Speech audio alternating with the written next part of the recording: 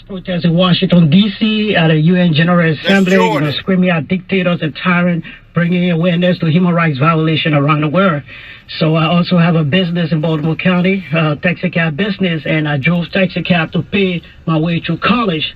So one thing is that just like barbers or hairstylists, when people sit in your cab or they go to get their haircut, they talk to you about issues, And one of the things, I got a degree in criminal justice, a master's degree in criminal justice. So one of the things that really touched me as I study and also recognize what is going on in the state of Maryland is our criminal justice system is the new Jim Crow. It's like an apartheid on steroid in America. The incarceration rate is going up, especially our juvenile system. The juvenile system the entire system has to be revamped.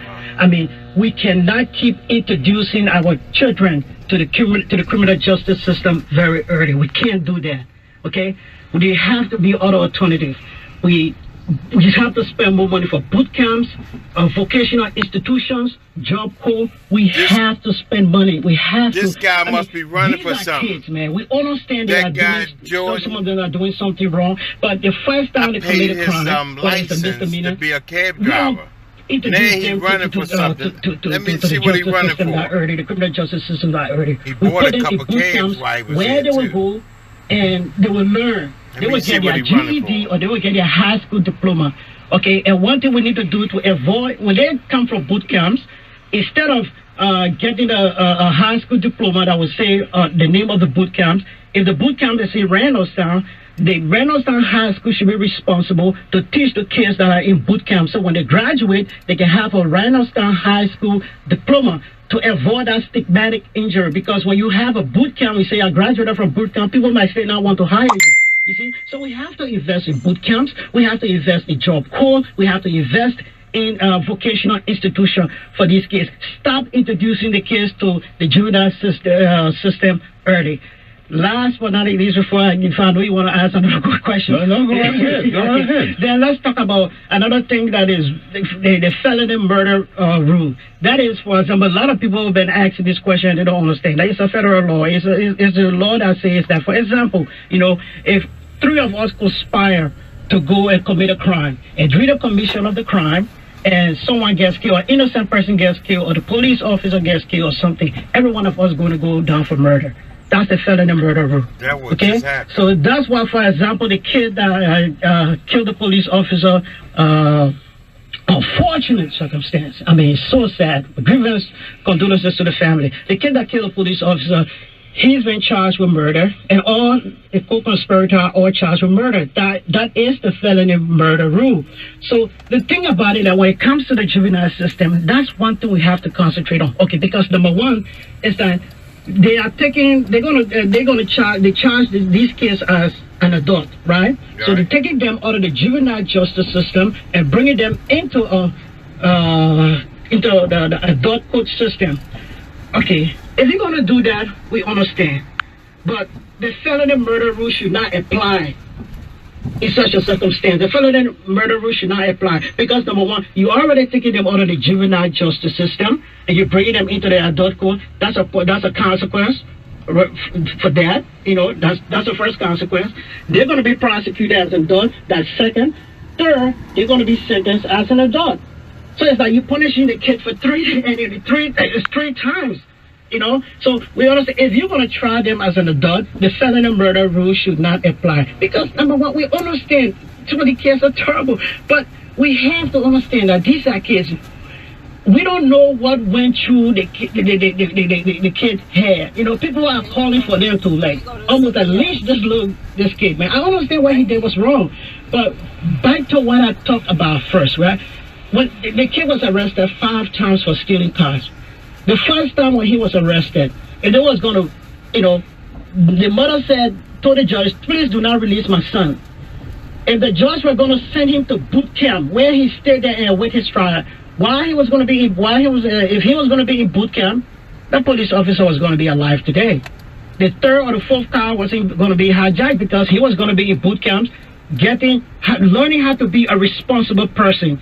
He was going to get maybe a high school diploma, a GED, and he was going to come from there. Wow. Yeah. I had planned to pick that story up earlier this morning, but other issues came up and I didn't get back to it. And you have certainly shared a strong view about it. Why the House of Delegates? What attracts you about serving in the House of Delegates?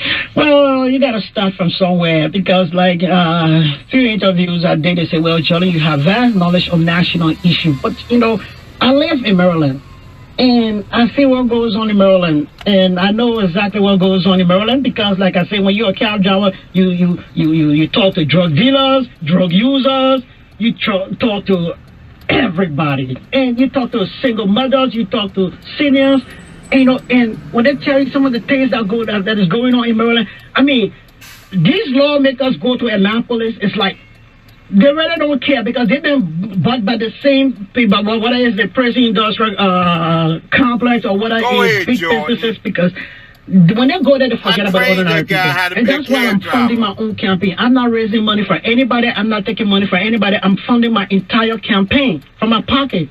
Okay? Right. Because when I go there, I want to be a fighter. And I've been fighting for human rights around the world, and I'm capable of doing it. I got a Facebook page, which is the Jordy P. Center for Intellectual and Social Development, or just go to Facebook and say Jordy P. Center. 61,000 followers around the world. These are young activists from around the world where we go there and we you know, you can say whatever we want to say, expose corruption around the world. My life, I can't even go back to my own country. When I go in, I got to go at night because I've received death threats so many times. Yeah. So and I've been fighting for so long, you know. And I think if I'm given this opportunity to serve as a House of Delegates, believe me, I will fight. I will fight for Baltimore County. I will fight for Maryland. Wow. Believe me, the criminal justice system in the United States, in Maryland. Mr. Larry, let me just give you one example, okay? There are people sitting in central booking or in jail cells right now because they were arrested, and the bill or the bond is what? $50. They can't afford. But they've been there, some of them been there in jail for almost 6, 7, 8 months. They can afford the $50 to $100. This bill and bond system is grossly nonsensical. If I commit a crime, for example, if you arrest me, okay, and you take me and I go to see the judge, and the judge say, well, $5,000 bond. Let's say I pay the $5,000. Does that guarantee that I'm going to show up in court? If I pay the $5,000, it's not guaranteed that I'm going to show up in court. Okay? So the same thing is that if you tell somebody to pay $50 that they can't afford, and you keep them in jail, that is not right. That's human rights violation, because the entire bill and bond system, it either has to be eradicated or revamped. Believe me, let me tell you, let me tell you, when you go, it should just be revamped, okay? Release people on their own recognizance, okay? If you think the man committed, that you arrest the man, okay? You give him a court date, release him. Let him come back. If you think he's a threat to the society, don't give him a bond. Keep him there. I understand that. But for people that just arrested for misdemeanor and just accusations, they are caught in the system, they're losing their jobs because we have this stupid system where everyone has to pay a bill, everyone has to pay a bond, whether they can afford it or not. So you got people, some people are innocent, but they've been in jail for 4, 5, 6 months of the trial dead. Go ahead, then when they go to trial, the prosecutor drops the case. You've been in jail for 6 months. You lost your job. Yep.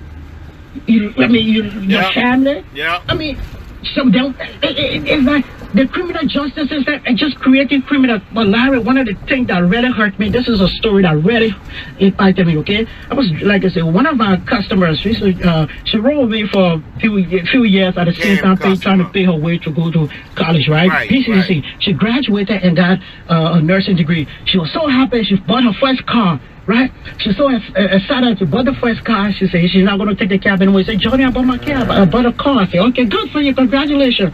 So she took her daughter to this apartment complex where her mom lives, right, in Randallstown. Took her daughter to the apartment complex, parked the car, took the daughter upstairs. When she came back, they towed the car. You know why they towed the car?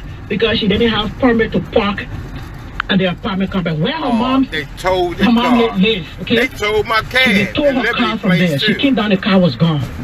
They didn't tow the car in Reno Star. They towed it to Greenwood downtown. Right. So now she had to pay $25 in the taxi cab to go there. Yeah. She didn't have the $25 right away because she just got this job now, right? They gave her a free ride. The car is in the impound lot. It's $25 extra every day. Every day. So she get paid in 2 weeks. So by the time the 2 weeks came, it was almost $500. So she couldn't afford to get the car out of the impound lot anymore. Dang. So the car company, the dealership came and repossessed the car. Guess what? She's right back where she started because of one mistake. Okay? So now, that's not only the problem. So now she doesn't have a car. She's back to taking the cab. Okay? Now she has repossession on her credit. So she might not be able to get a good job anymore.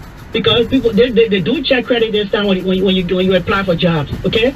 So repossessions on her credit. She got bad credit. She might not be able to get a house anymore for the next 7 years. So because of one small mistake she made, she didn't even know that she needed a permit to park. She didn't even know that she needed a permit to park in this apartment complex. She's so excited. She worked hard, went to school. Okay? These toll trust company, they are terrorizing the citizens of Maryland. Those are the things we have to look at. I agree, partner. I agree. All right. I've had 3 instances where I've been with 2 people with a sad situation based on somewhat similar to what you said. Did not know. No. They thought they said our party. Tow your car. And so they were there as a guest of the resident. The resident didn't tell them they had to get a permit from the front desk. The front desk person, when they admitted them, didn't tell them. So they let the car stay 10 minutes over that 1 hour. Tow your car. So I totally agree. I think a lot. There was one councilman in Baltimore City that used to concern himself about the towing. I think some of these towing companies now, the few that are left, have a lot of these politicians in their pocket. Yeah, they do. They do. They have a lot of these politicians in their pocket. Because, like I said, these politicians, they need money for re-election. They need money to run their campaign. So you don't turn on your people. You know, they don't care. They have to win. And the thing about it is that we keep electing the same people over and over and over again. I think it's going to change if we keep electing the same people. Have you had an opportunity, because I find your conversation and your demeanor really encouraging. So, see, there would be some people who'd be very nervous to have you sit in Annapolis. They had to be scared. That's why I'm not taking anything to fight about. I don't care. I have nothing to lose.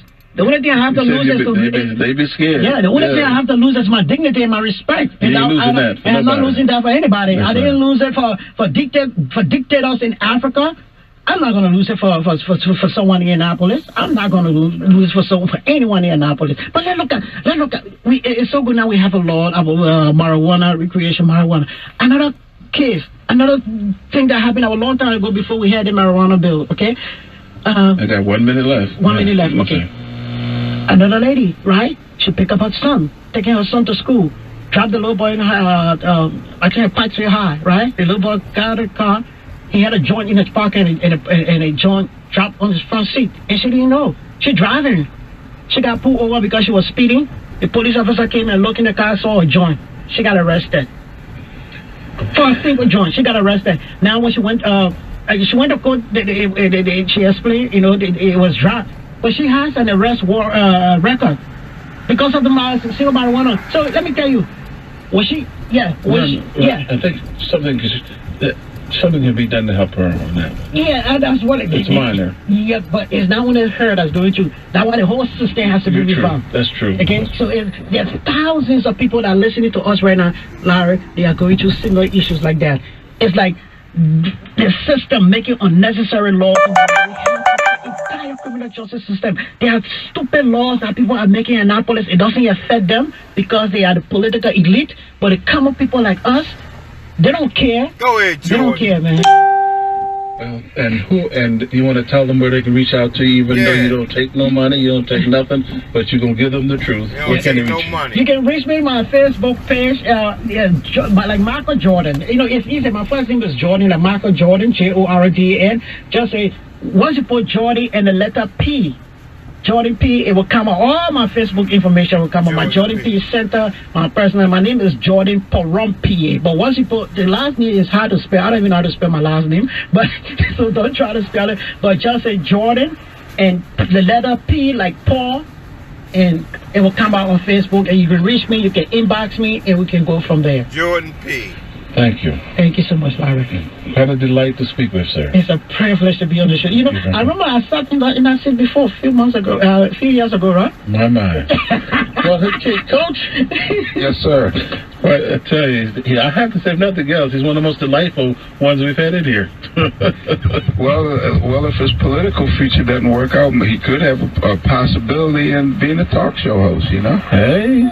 He's listening. Yeah, and the reason why I have 160,000 followers on Facebook because I have a talk show. It's a podcast. Oh. It's a podcast and it's broadcast in Africa and also it's broadcast in Africa. The problem is I got to close my show out. Yeah. Okay. We got to drop the mic. I'm ready to work for you if you're ready, okay? God. When I was alone, There go Jordan P, folks. You know, it's kind of funny, but guess what?